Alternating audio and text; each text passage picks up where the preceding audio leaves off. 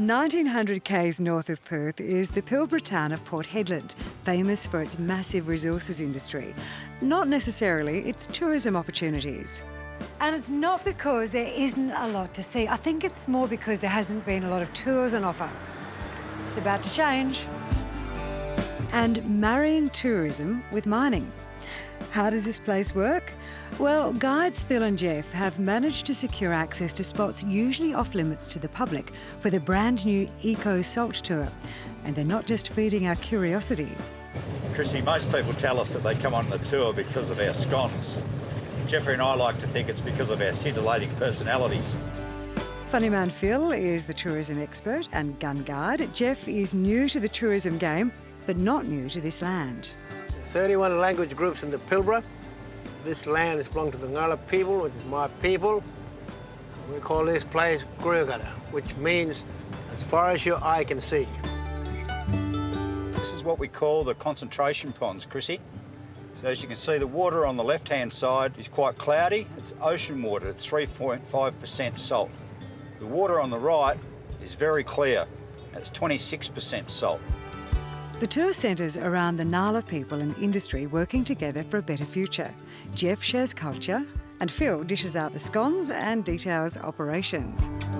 So Chrissy, they produce about 3.2 million tonnes of salt a year. And the salt is very, very clean salt, as you can see from the settling ponds that I showed you on the way in here. You'll be surprised at some of the other workers that they've got here doing the cleaning work as well. So, are they barramundi? Yeah. Oh, there's everything in here, Chrissy. There's barramundi, there's cod, there's flatheads, there's milkfish. More importantly, can you catch them? Not today, unfortunately, but in a little while, Jeffrey and I will be starting up a tour and bringing people out here to catch them. Another good reason to come back. Now, how does that salty water turn into those big white mountains?